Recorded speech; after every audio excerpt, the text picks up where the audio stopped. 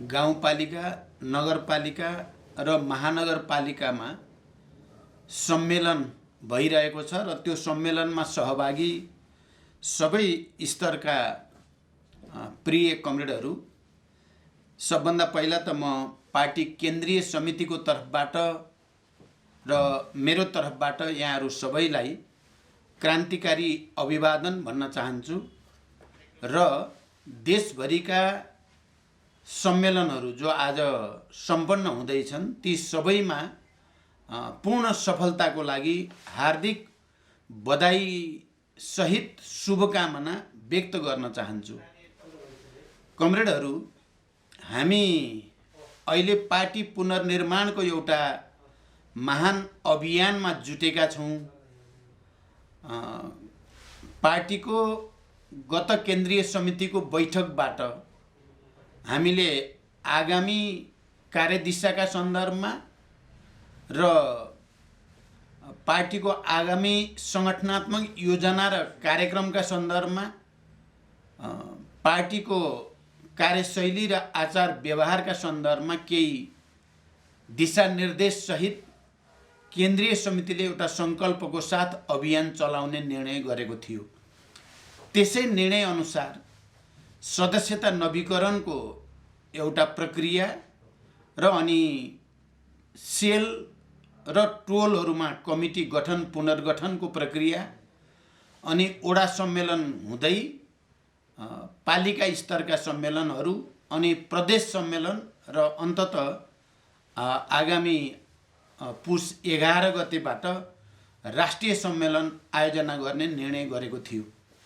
त्यही अनुसार सदस्यता नवीकरणको प्रक्रिया देशभरि नै निकै उत्साहवर्धक ढङ्गले नै अगाडि बढ्दै गएको देखियो। तपाईहरू सबैले पनि सक्रियतापूर्वक आफ्नो ठाउँमा यो अभियान सफल पार्नको निम्ति पहल लिनुभयो।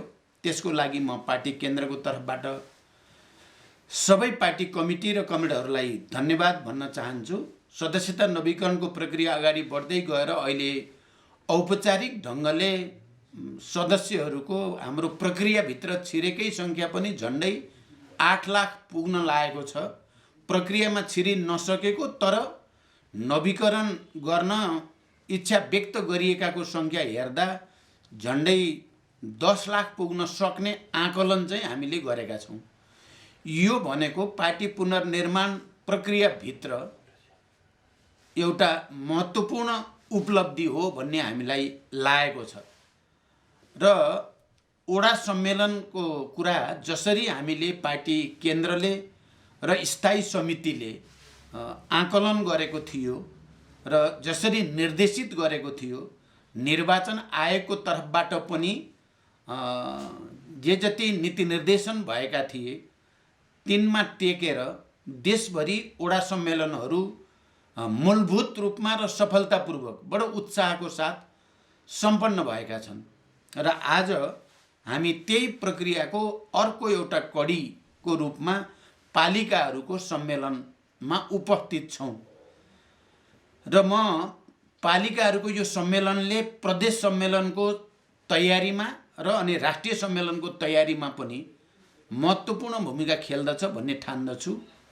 त्यस अर्थमा सबै कमरेडहरूले पार्टीको विचार, नीति, योजना र कार्यक्रमलाई ठिक ढङ्गले सम्प्रेषण गर्ने, त्यसमा कमरेडहरूका विचार भावनाहरूलाई सकारात्मक ढङ्गले बहस अन्तर्क्रियामा लैजाने र एउटा निष्कर्षमा पुग्ने र पार्टी निर्माण अभियानको एउटा यो कडीलाई पनि सफलतापूर्वक सम्पन्न हुनेछ भन्ने विश्वास व्यक्त गर्न चाहन्छु।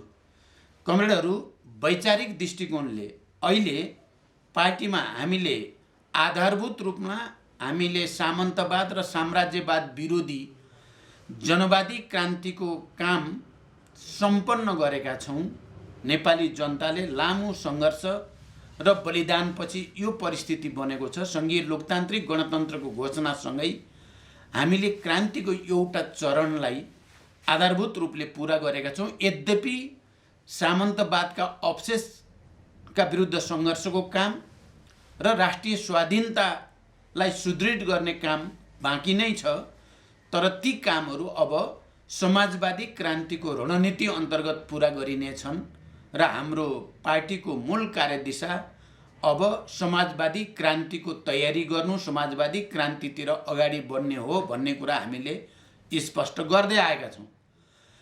र अस्ति हामी केन्द्रीय समितिको बैठकले एकचोटि फेरि ओडादेखि राष्ट्रिय सम्मेलनसम्मको लागि पार्टीमा छलफलको आधार बनोस् भनेर नै हामीले राजनैतिक र सङ्गठनात्मक प्रस्ताव पारित गरेका छौँ।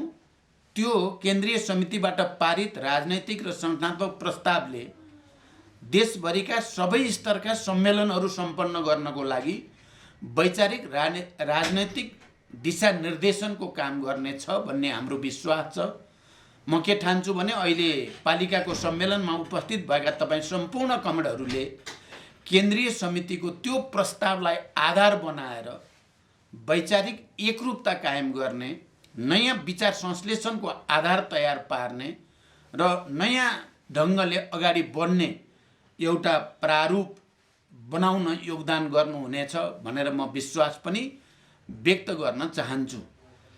हामीले के भनेका छौँ भने यता केही समयदेखि पार्टीमा एक किसिमको अन्यल या एक किसिमको अराजकता, कता कता निराशा, असन्तुष्टि यस्ता प्रवृत्तिहरू पनि देखिए। खास गरी हामीले नेकपा बनाइसकेपछि नेकपा भित्र चलेको अन्तरसङ्घर्षको अस्वस्थ वातावरणले एकता प्रक्रियालाई पूर्णता दिन पनि सकिएन र कमिटी प्रणालीलाई व्यवस्थित बनाएर पार्टीलाई निश्चित विचार राजनीतिक कार्यदिशा अनुसार प्रशिक्षित गर्ने र देशव्यापी रूपमा गतिशील बनाउने काममा पनि ती अधुरा रहे। त्यसले देशभरिका पार्टी कमिटीहरूमा सदस्यहरूमा केही हदसम्म अन्यल, निराशाका भावनाहरू पनि देखा परे। यसको पछाडिको मुख्य कारण के थियो भनेर हेर्यो भने हामीले नेकपा निर्माण गर्दै गर्दा एकताको दस्तावेजको रूपमा जुन राजनीतिक प्रतिवेदन पारित गरेका थियौँ, जसले आजको संविधान, सङ्घीय लोकतान्त्रिक गणतन्त्र, देशका सबै उत्पीडित वर्ग, जाति, क्षेत्र, लिङ्ग, समुदायलाई अधिकार सम्पन्न तुल्याउन माओवादी जनयुद्धको मुख्य भूमिकालाई स्वीकार गरेको थियो, जसले समाजवादी क्रान्तिको रणनीतिमा अगाडि जाने कुरालाई स्पष्ट गरेको थियो, जसले अब जनताको जनवाद हुँदै समाजवादमा जाने कुरा पनि राजनैतिक रूपले प्रष्ट गरेको थियो। तर एकता प्रक्रियामा यी सबै सहमति गरेर र साथसाथै सङ्गठनात्मक रूपले पनि दुई अध्यक्षको प्रणालीबाट महाधिवेशनसम्म जाने र दुवै अध्यक्षको हैसियत बराबरी हुने र अनि दुवै अध्यक्षले देशको र सरकारको नेतृत्व पनि बराबरी समयको आधारमा गर्ने भन्ने जुन समझदारी थियो, सहमति थियो, हस्ताक्षर थियो, त्यसबाट ओली गुट बाहिर गएपछि नै समस्या सुरु भएको। यसको मलाई लाग्छ अहिले धेरै व्याख्या गरिराख्न आवश्यक छैन। तपाईँ सबै कमरेडहरूले हिजो प्रतिनिधि सभा विघटनका सन्दर्भमा भएका आन्दोलन र त्यस क्रममा भएका पार्टीभित्रका छलफल बहसबाट तपाईँहरू सबै नै स्पष्ट हुनुभएको छ र हामीले पार्टीभित्र देखा परेको त्यस खालको निरङ्कुशतावादी र यो संविधान, सङ्घीय लोकतान्त्रिक गणतन्त्र विरोधी प्रवृत्तिलाई परास्त गर्नको लागि सडक, सदन र सरकार सबै क्षेत्रमा हामीले सङ्घर्ष अगाडि बढायौँ।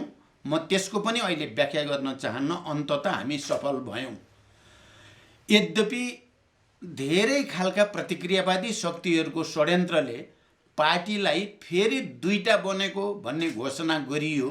तर यथार्थमा र सच्चाइ के हो भने नेपाल कम्युनिस्ट पार्टी नेकपा त्यसको अत्यधिक ठुलो बहुमत एकताबद्ध थियो र त्यो एकताबद्ध भएर नै ओली प्रवृत्तिका विरुद्ध एउटा कम्युनिस्ट विरोधी, मार्क्सवाद विरोधी, राष्ट्रिय आत्मसमर्पणवादी प्रवृत्तिका रूपमा, एउटा प्रतिगमनकारी र प्रतिक्रान्तिकारी प्रवृत्तिका रूपमा त्यसलाई परास्त गर्नुपर्दछ भनेर नेकपाको अत्यधिक बहुमतले, त्यो भनेको सुरुको हाम्रो बैठकमा झन्डै 70% केपीलाई पार्टीमा उनको यो गतिविधिको लागि स्पष्टीकरण माग्ने र अनि स्पष्टीकरणमा उनले गरेको लापरवाहीको कारणले पार्टीबाट निष्कासन गर्नेसम्म काम हामीले गरिएको थियो।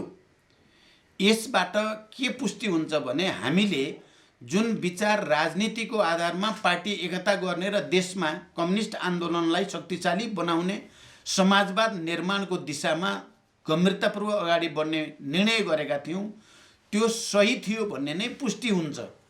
किनकि अत्यधिक बहुमतले त्यो गरेको र सरकार पनि परिवर्तनको निम्ति पनि संसदीय दलबाट जो निर्णय हामीले गर्यौं, बहुमतद्वारा केपी ओलीलाई दल नेताबाट हटाएर अनि मलाई दल नेताको रूपमा निर्वाचित गर्ने काम पनि गरियो। यसबाट पनि हामी सही बाटोमा नै अगाडि थियौं भन्ने पुष्टि हुन्छ।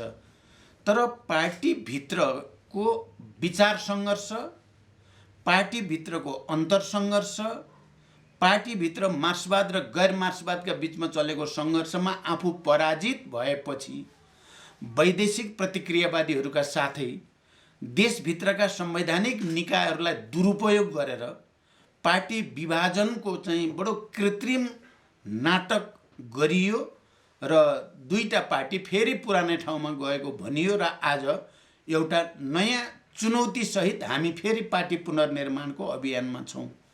म सम्पूर्ण कमरेडहरूलाई यो परिघटनाभित्र भएका मार्क्सवाद विरोधी मात्रै होइन, प्रतिगमनकारी र प्रतिक्रान्तिकारी निरङ्कुश प्रवृत्तिलाई ठिक ढङ्गले बुझ्नु, त्यसलाई आम पार्टी पङ्क्ति र जनपङ्क्तिमा पनि व्यवस्थित रूपले प्रचार गर्नु आजको हाम्रो दायित्व हो। यो दायित्व पुरा गरेर मात्रै हामीले कम्युनिस्ट आन्दोलनलाई फेरि शक्तिशाली ढङ्गले ध्रुवीकृत गर्न सकिन्छ। फेरि कम्युनिस्ट आन्दोलनलाई क्रान्तिकारी विचारको आधारमा पुनर्सङ्गठित, पुनर्एकीकरण गर्न सकिन्छ। यो विश्वास हामीले जनतालाई र कम्युनिस्ट समर्थक सम्पूर्ण कार्यकर्ता र त्यो पङ्क्तिलाई दिलाउन सक्नुपर्दछ।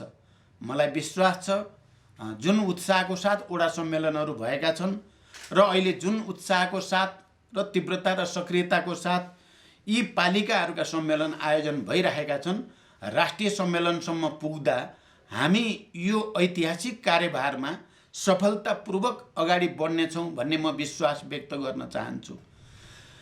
पार्टी लाई विभाजित गर्ने अप्राकृतिक षड्यन्त्र सहित हामी नयाँ ठाउँमा आउने क्रममा हामीले प्रतिगमन विरोधी सडकमा गरेको आन्दोलन, प्रतिगमन र प्रतिक्रान्तिकारी प्रवृत्तिको वैचारिक राजनैतिक ढङ्गले गरिएको भण्डाफोर र त्यो सडक आन्दोलन र भण्डाफोर अभियानमा देशमा हजारौं र लाखौंको सङ्ख्यामा कार्यकर्ता र जनसमुदायलाई परिचालित गरिएको ऐतिहासिक घटनाक्रम र त्यसमा प्राप्त भएको सफलता।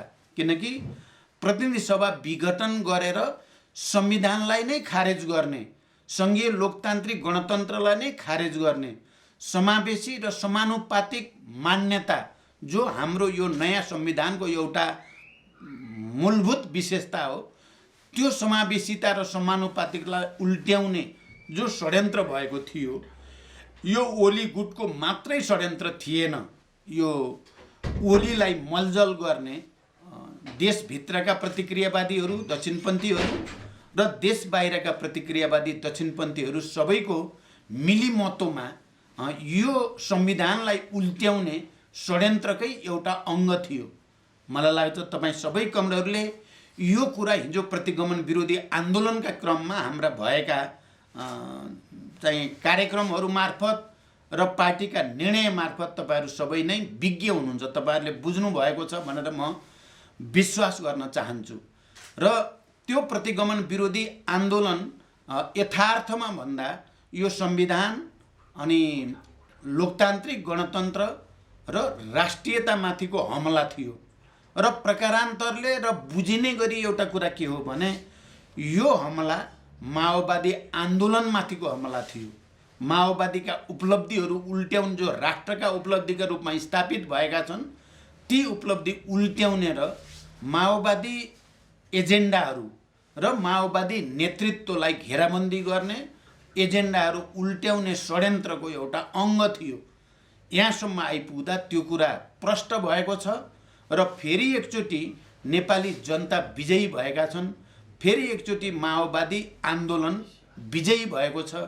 फेरि एकचोटि माओवादी पार्टी र त्यसको नेतृत्व प्रतिगमनका विरुद्धको लडाइँमा फेरि एकचोटि विजयी भएको छ। यो हामी सबैले गर्व गर्न सकिने विषय हो।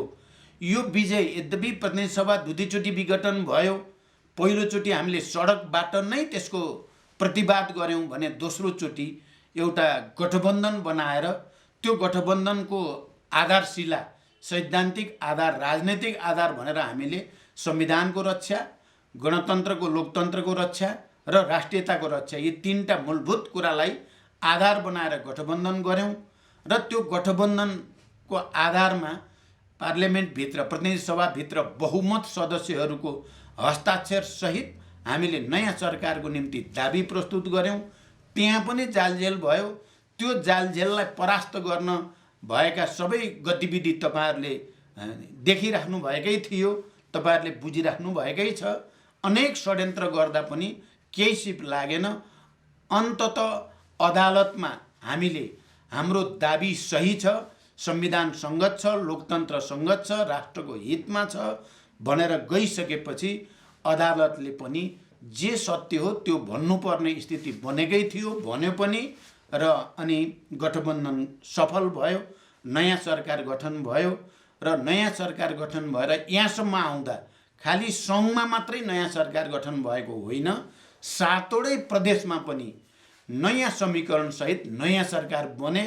ओली प्रवृत्ति एउटा विघटनकारी प्रवृत्तिका रूपमा, मार्क्सवाद विरोधी प्रवृत्तिका रूपमा, एउटा प्रतिगमन र प्रतिक्रान्तिकारी प्रवृत्तिका रूपमा जनताको बिचमा राम्रैसँग नाङ्गियो र सबै तहका सरकारबाट ऊ अलग्गिनुपर्ने, अलग थलग हुनुपर्ने परिस्थिति बन्यो।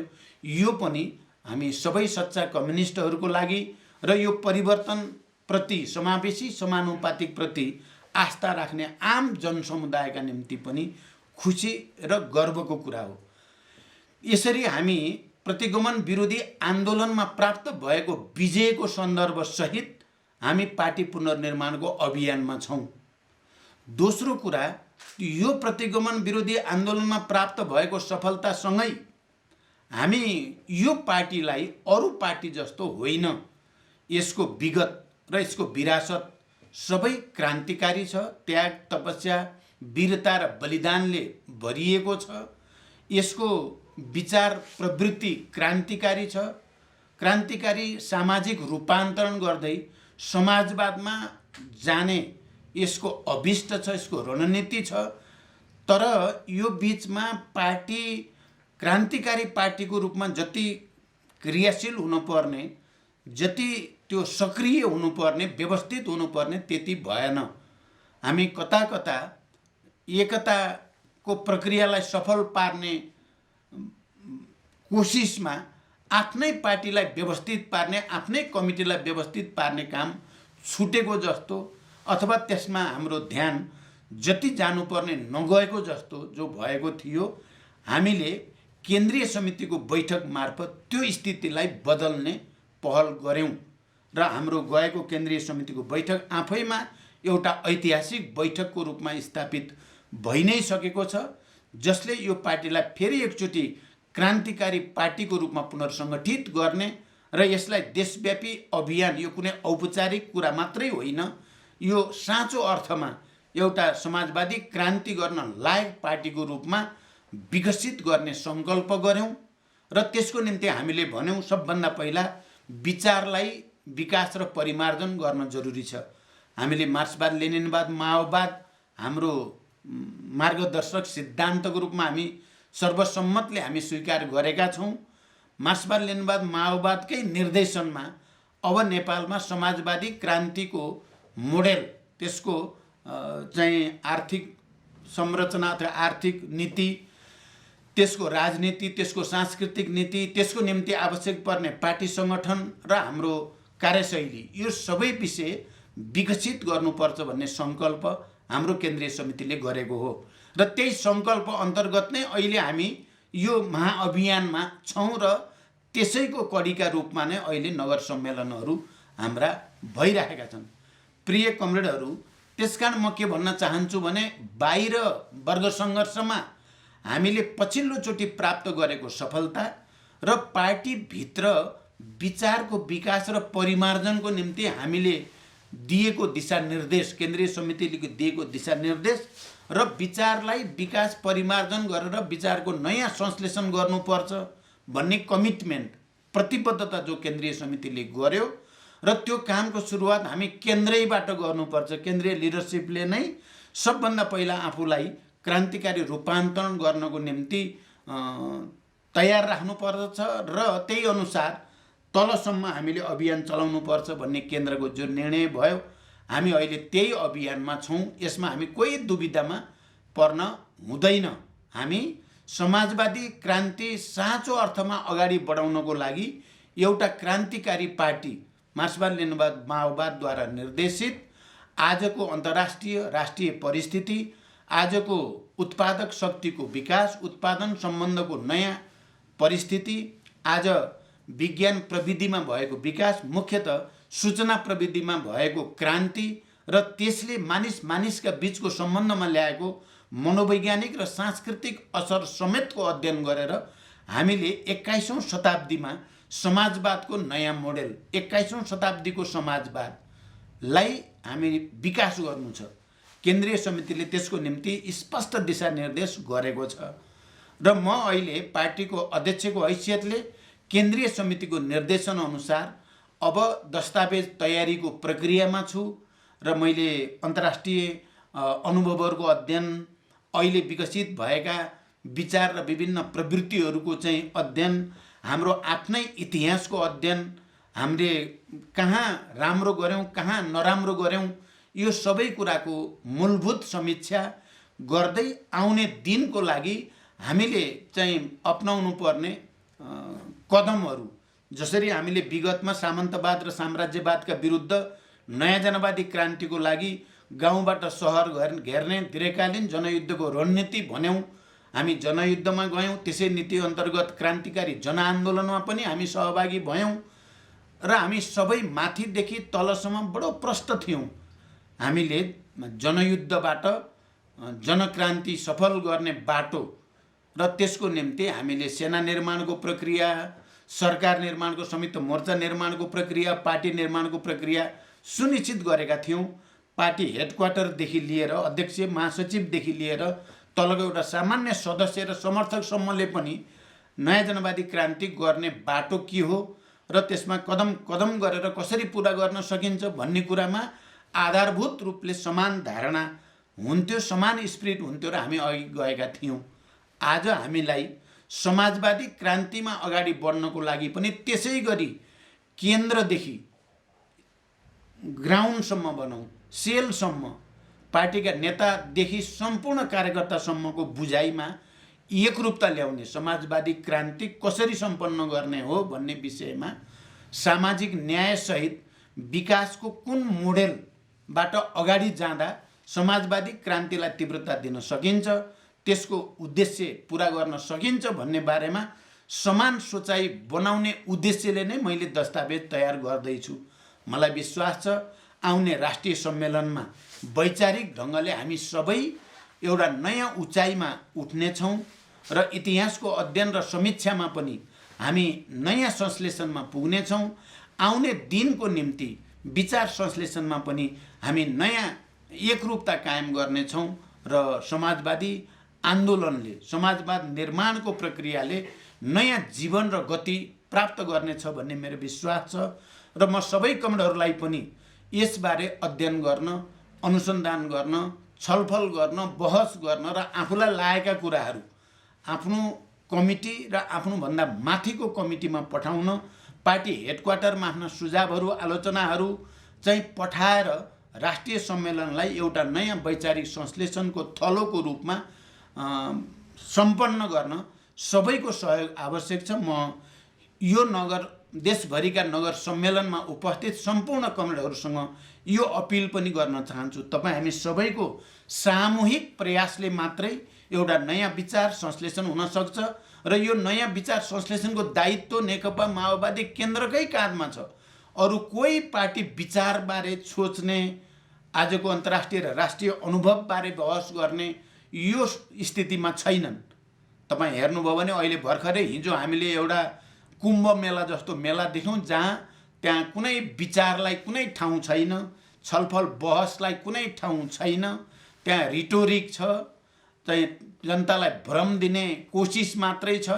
यस्ता तथाकथित अधिवेशन पनि हामीले देखिरहेका छौँ। ती सबैभन्दा भिन्न हामी चाहिँ विचारलाई, राजनीतिक लाइनलाई, सङ्गठनात्मक कार्यदिशालाई र हाम्रो कार्यशैली र आचार व्यवहारलाई प्राथमिकता दिन्छौँ र त्यसरी हामी सम्मेलन गर्दैछौँ। त्यस अर्थमा अरूका तथाकथित अधिवेशन र हाम्रो यो विचार निर्माणको, विचार विकासको, विचार संश्लेषणको महाअभियानमा कुनै तुलनै हुन सक्दैन। यो कुरा पहिला त हामी सबै नेता कार्यकर्ताले गहिरो गरी बुझ्न जरुरी छ र त्यसै गरी सम्पूर्णलाई बुझाउन र जनतासम्म पनि त्यो लैजान जरुरी छ। म एउटा यो कुरामा पनि सबै कमरेडहरूको ध्यान आकर्षित गर्न चाहन्छु। दोस्रो कुरा, हामीले इतिहासको समीक्षा गर्दा हामीले कहीँ न कहीँ शान्ति प्रक्रियामा आएपछि विचार संश्लेषणको कुरा, विचार विकासको कुरा, विचार परिमार्जनको कुरामा अलि कम ध्यान दियौँ। हामी तात्कालिक राजनीतिक घटनाक्रम जोड घटाउ गर्ने, विभिन्नसँग समीकरण गर्ने, भत्किने भत्काउने यो प्रक्रियामा बढी ध्यान गयो। पार्टीको समग्र विचार निर्माणमा कम ध्यान गयो।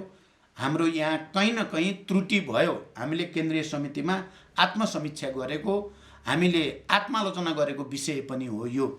हामीमा यो प्रक्रियामा यसरी सामान्य जोड घटाउ तात्कालिक दैनिक काममा मात्रै ध्यान दिने गर्दा चाहिँ पार्टी चाहिँ वैचारिक ढङ्गले बिस्तारै स्खलित हुने खतरा देख्यौँ। हामीले बिस्तारै पार्टी शिथिल हुँदै जाने र पार्टीको क्रान्तिकारी चरित्र ह्रास हुँदै जाने जो खतरा देखियो। र हाम्रा पार्टीका नेता कार्यकर्ताहरू पनि अरू बुर्जुवा पार्टी, संशोधनवादी र प्रतिक्रान्तिकारी पार्टीहरू जस्तै व्यक्तिगत हित, पदीय स्वार्थ र गुट स्वार्थतिर जाने खतरा देखियो। त्यसो गर्यो भने, त्यस्तो भयो भने यो पार्टी को ऐतिहासिक जो अभिभारा हो त्यसले पुरा गर्न सक्दैन। त्यसकारण हामीले बेलैमा आफ्ना कमी कमजोरी सच्याउनेतिर लाग्नुपर्दछ। आफ्नै आत्मसमीक्षाले निर्मम ढङ्गले गर्नुपर्दछ र अगाडि जानको निम्ति हामीले एउटा नयाँ सङ्कल्प सहित जानुपर्दछ भनेर हामीले गऱ्यौँ। र त्यही सङ्कल्पको प्रक्रियामा नै हामी अहिले यी विभिन्न स्तरका सम्मेलनहरूमा छौँ। कमरेडहरू, विचार राजनीतिको साथै सङ्गठन अर्को महत्त्वपूर्ण एरिया हो।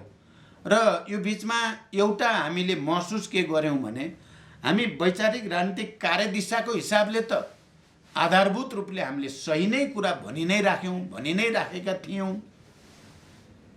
सङ्गठनात्मक रूपले अलि अस्तव्यस्त भएको अवस्थामा पनि, तर त्यसमा सङ्गठनात्मक कामलाई व्यवस्थित गर्ने, कमिटी प्रणालीलाई व्यवस्थित गर्ने कुरा, जनआधारलाई सुदृढ गर्ने कुरा, हिजो त्याग, तपस्या, वीरता र बलिदानका कीर्तिमान कायम गर्ने महान शहीदहरू, तिनका परिवारसँगको सम्बन्धलाई सुदृढ गर्ने कुरा, बेपत्ता योद्धा र तिनका परिवारहरूसँग चाहिँ सम्बन्ध बलियो बनाउने कुरा, जनयुद्धका घाइते अपाङ्ग र जनआन्दोलनका घाइते अपाङ्गहरूसँग सम्बन्ध सुदृढ गर्ने कुरा, अनि जनयुद्धमा भूमिका खेलेका हिजोका जनमुक्ति सेनाका या विभिन्न चाहिँ युद्धका मोर्चाहरूमा भूमिका खेल्ने कार्यकर्ताहरूलाई सङ्गठित परिचालित गर्ने कुरामा कहीँ न कहीँ कमी भयो भन्ने कुरा पनि हामीले रियलाइज गऱ्यौँ।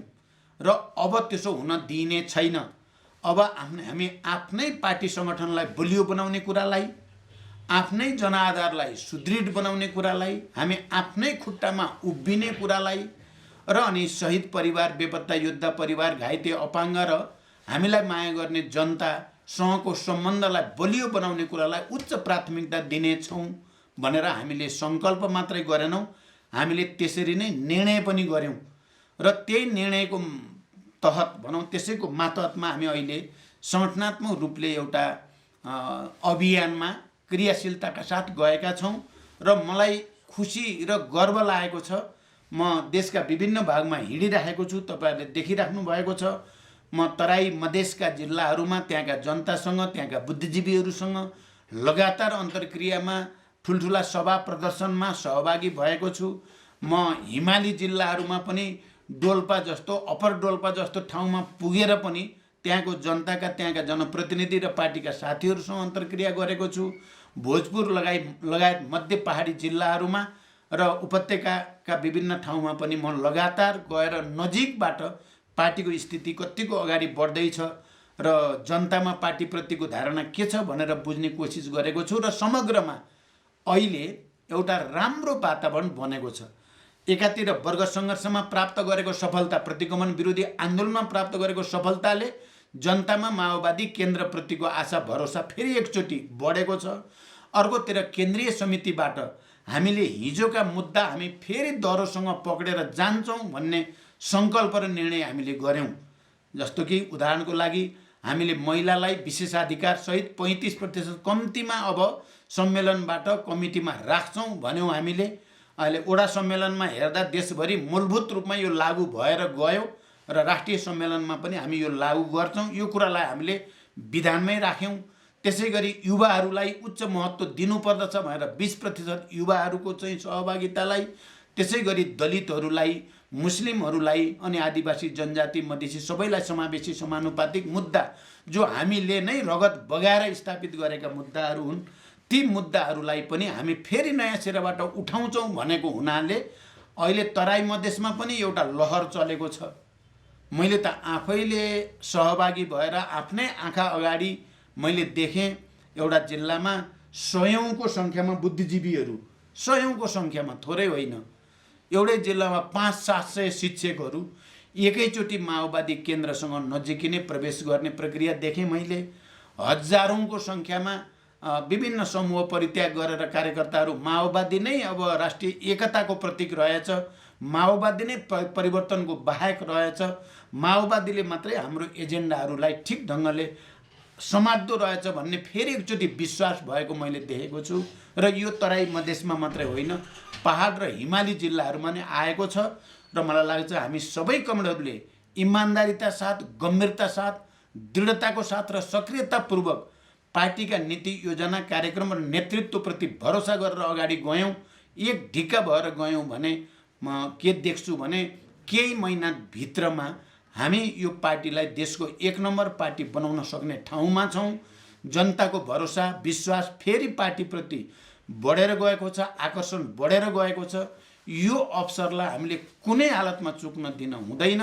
हामी सबैले एकचोटि फेरि क्रान्तिकारी स्पिरिटसहित मार्क्सवादी विश्व दृष्टिकोण अनुसार आफूलाई रूपान्तरित गर्ने, आफ्नै आत्मसमीक्षा गर्ने र सँगै समाजको रूपान्तरण गर्ने, समाजवादी क्रान्ति सम्पन्न गर्ने दिशामा हामी जानै पर्दछ। मैले भन्न चाहने अर्को कुरा यो छ, यो समावेशी समानुपातिक मान्यतालाई हामीले दह्रोसँग नसमात्दैसम्म प्रतिक्रियावादी र प्रतिक्रान्तिकारीले यी सबै आधारभूत परिवर्तनका हाम्रा एजेन्डाहरूलाई उल्ट्याउने षड्यन्त्र अहिले पनि छोडेका छैनन्, तिनीहरूले जारी राख्नेछन्। जति हामी राम्रोसँग गयो त्यति हाम्रो सफलता सुनिश्चित हुनेछ।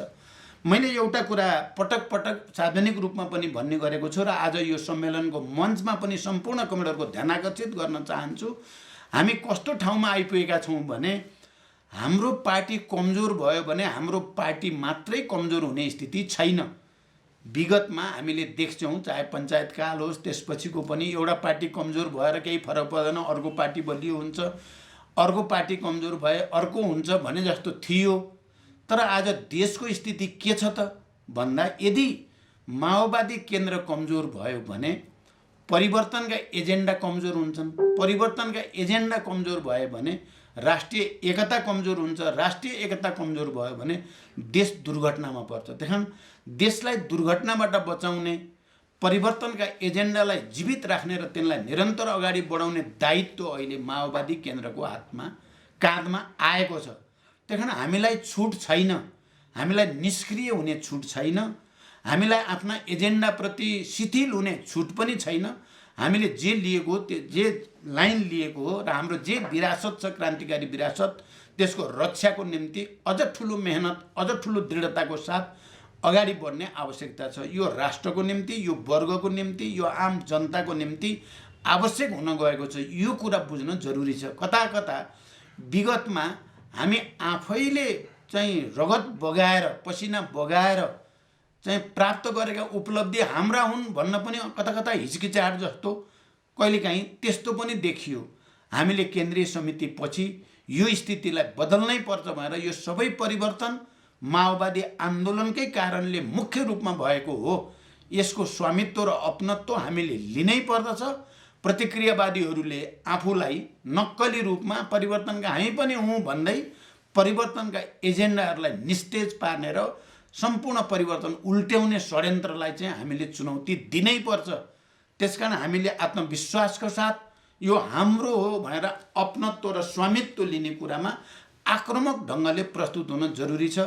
अर्को कुरा म कमरेडहरूलाई यतापट्टि पनि विशेष रूपले ध्यान आकर्षित गर्न चाहन्छु र हामी सङ्गठनमा अब हाम्रा विभिन्न जनवर्गीय सङ्गठनहरू तिनीहरूलाई क्रियाशील पार्ने र ठुलो सङ्ख्यामा मैले अघि भने सदस्यता नवीकरण झन्डै हामी 8 लाख त भएका छौँ। हामीले अलिकति मेहनत गर्दाखेरि त्यो 10 लाख सजिलै पुग्ने देखिया छ। ती 10 लाख चाहिँ पार्टी मेम्बरहरूले चाहिँ कमसेकम एकजनाले 4 जना मात्रै मतदाता तयार गर्यो भने पनि चाहिँ हामी 40 लाखको सङ्ख्यामा पुग्न सक्छौँ। 3 जना गरे हामी 30 लाख पुग्न सक्छौँ र हामीले यो देशको नेतृत्व लिने ठाउँमा पुग्न सक्छौँ र विगत 15-16 वर्षका अनुभवको संश्लेषणको आधारमा हामीले सरकारबाट सुशासन र समृद्धिको अनि समाजवादको आधार निर्माणको, किनकि समाजवादको आधार निर्माण गर्नको निम्ति सही विचार सही नेतृत्व अपरिहार्य अनिवार्य शर्त हो। सही विचार र नेतृत्व बिना समाजवादको कुरा गर्नु त्यो काल्पनिक कुरा मात्रै हुन्छ। त्यसकारण हामीले अहिले चाहिँ हामी विजयी हुनै पर्दछ। हामीले यो चिजलाई सम्हाल्नै पर्दछ र त्यसको निम्ति हामीले उत्पादक शक्तिको विकास गर्ने, उत्पादन सम्बन्धलाई नयाँ चरणमा लैजाने, जसरी हाम्रो संविधानले समाजवाद उन्मुख भनेको छ, सहकारी निजी र सार्वजनिक क्षेत्रको समन्वयबाट समाजवादी अर्थतन्त्रको विकास गर्ने हाम्रो आफ्नै मोडेल हुनेछ भनेर भनेको छ। हामीले उत्पादन र श्रमलाई हाम्रो सङ्गठनको अभिन्न अङ्गको रूपमा लैजान जरुरी छ। म प्रत्येक कमरेडहरूलाई एकचोटि फेरि इतिहासतिर फर्केर, जसरी हामीले हेटौँडा अधिवेशन महाधिवेशनमा भनेका थियौँ उत्पादन ब्रिगेडको कुरा, हामीले त्यसलाई दरोसँग समात्ने र व्यवहारमा उतार्नेमा केही कमी पक्कै गरेका छौँ। त्यस कारण हामीले अहिले पनि हाम्रो सिँगै पार्टी र आन्दोलनलाई उत्पादन कार्यसँग जोड्ने, श्रम कार्यसँग जोड्ने, सहकारितासँग जोड्ने, सामूहिकतासँग जोड्ने र विकासलाई गति दिने, यो कुरामा चाहिँ हामी सबैले योजनाबद्ध ढङ्गले हाम्रा वडा कमिटीदेखि पालिका कमिटी हुँदै केन्द्रसम्मले पनि आफ्नो तहमा उत्पादनको निम्ति, श्रमको निम्ति, सामूहिकताको निम्ति, सहकारिताको निम्ति संविधानले दिशानिर्देश गरे अनुसार निजी, सहकारी र सार्वजनिक क्षेत्रको समन्वयको निम्ति अझ म ठोस रूपमा भन्न चाहन्छु, जहाँ हाम्रो सरकार छ स्थानीय तहमा, वडामा या पालिकामा या हाम्रो प्रदेशमा या हाम्रो भोलि केन्द्रमा जो सरकार बन्छ अहिले पनि छ, अब यो सरकारका नीति कार्यक्रम, सरकारका बजेट, तिनै तहका सरकारका बजेटहरू, हाम्रो पार्टी सङ्गठन र पार्टीका नीति योजना कार्यक्रम र पार्टीका अभियानहरू र अनि लोकल जनताका आवश्यकताहरू, यी तिनटैको बिचमा समन्वय कायम गरेर विकासलाई एउटा नयाँ मोडेल सहित गति दिन जरुरी छ। म यो विषयमा, किनकि यो विषय सर्वाधिक महत्त्वपूर्ण छ भन्ने मेरो बुझाइ छ र म सबै कमरेडहरूलाई कसरी सरकारका नीति कार्यक्रम, पार्टीका नीति योजना कार्यक्रम र जनताको विकास निर्माणको आवश्यकताको बिचमा समुचित समन्वय कायम गरेर विकासको एउटा समाजवादी मोडेल अहिलेदेखि नै प्रारम्भ गर्ने, यो कुरामा सबैको ध्यान जाओस्, सबैले अध्ययन गरौँ। हाम्रा केही प्रदेश र केही जिल्लाका साथीहरूले राम्रो उदाहरण प्रस्तुत गर्नुभएको छ। म के चाहन्छु भने सबैले एकअर्काका अनुभवबाट सिक्ने र समाजवादी उत्पादन अभियान, जसरी हामीले नयाँ समाजवाद 21औं शताब्दीको भनेका छौँ, त्यस्तै गरी समाजवादी उत्पादन अभियान छेड्न पनि जरुरी छ। राष्ट्रिय सम्मेलनसम्म पुग्दा यसमा पनि हामीले चाहिँ एउटा संश्लेषण गर्नुपर्ने छ। म कमरेडहरूलाई यो विषयमा पनि गम्भीरतापूर्वक ध्यान दिन अपिल गर्न चाहन्छु। कमरेडहरू, अब अन्तिममा हामी इतिहासको फेरि एकचोटि ठुलो चुनौतीको सामना गर्दैछौँ। मलाई लाग्छ माओवादी केन्द्रको निम्ति एउटा ऐतिहासिक अवसर पनि छ। अहिले पार्टी पुनर्निर्माणको जनमतलाई विश्वासमा लिने र त्यसको नेतृत्व गर्ने र देशकै नेतृत्व गर्ने अभियान हाम्रो अगाडि छ र त्यो एउटा ऐतिहासिक अवसरको रूपमा हामीलाई आएको छ भने साथसाथै हाम्रो अगाडि निकै ठुलो चुनौती पनि छ। किनभने प्रतिक्रियावादी, अवसरवादी, संशोधनवादी, प्रतिक्रान्तिकारी सबैको तारो चाहिँ माओवादी आन्दोलन र यसको नेतृत्व नै भएको छ। उनीहरूले कुनै न कुनै रूपमा माओवादी आन्दोलन, यसले स्थापित गरेका मान्यताहरू र यसले अगाडि ल्याउन खोजेको समाजवादी आन्दोलन, समाजवादी अभियानलाई निस्तेज पार्ने राष्ट्रिय र अन्तर्राष्ट्रिय षड्यन्त्र छन्। यसलाई चिर्ने चुनौती पनि हामीसँग छ। त्यसकारण एउटा नयाँ अवसर, एउटा नयाँ चुनौतीको बिचमा हामी खडा छौँ, हाम्रो पार्टी खडा छ। हामी सबै एकताबद्ध भएर जाँदा यो चुनौतीको सामना गर्न सकिन्छ। यसमा हामी सबै एकजुट भएर लागौँ। मेरो विश्वास छ जतिसुकै चुनौतीपूर्ण भए पनि पार्टीको एकता, पार्टी र जनताको एकता, विभिन्न जनवर्गीय सङ्गठन र जनताका हक हितप्रतिको हाम्रो समर्पण र एकताले हाम्रो विजय सुनिश्चित हुनेछ।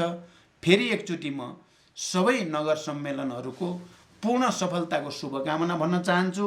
सम्मेलनमा सकेसम्म सहमतिबाट नेतृत्व चयन होस्, नभए पनि जनवादी केन्द्रीयताको लेनिनवादी मान्यता अनुसार कमिटी फर्मेसनको प्रक्रिया सफलतापूर्वक सम्पन्न हुनेछ भनेर म विश्वास व्यक्त गर्न चाहन्छु। हाम्रो पार्टी बुर्जुवाहरूको जस्तो पार्टी हुने छैन।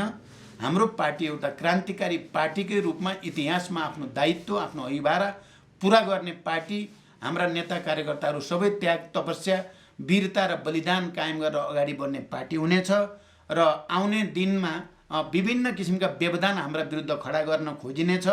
म युवा कमरेडहरूलाई खास गरी वाइसिएल, विद्यार्थी लगायत सबै क्षेत्रमा भएका युवा कमरेडहरूसँग विशेष रूपले अपिल गर्न चाहन्छु, तपाईँ हामी सबै एक भएर यदि जनताको विजय यात्रामा या जनताको वर्ग सङ्घर्षको महाअभियानमा हाम्रा विरुद्ध चुनौती खडा गर्न खोजिन्छ भने इँटको जवाब पत्थरले दिने गरी तयारी गरौँ र हामी लडेर चाहिँ हाम्रो हक अधिकार स्थापित गरी छाड्ने। हाम्रो चाहिँ थुप्रै विषयहरूमा हामीले संविधानमा रिजर्भेसन राखेका छौँ। त्यसको निम्ति जरुरी पर्यो भने जस्तोसुकै आन्दोलनमा अगाडि जान तयार हुने गरी सङ्गठनलाई तयारी गरौँ। यही अपिल र यही शुभकामना सहित फेरि एकचोटि सम्पूर्ण सम्मेलनको सफलताको कामना गर्दै बिदा हुन्छु। धन्यवाद। अभिवादन।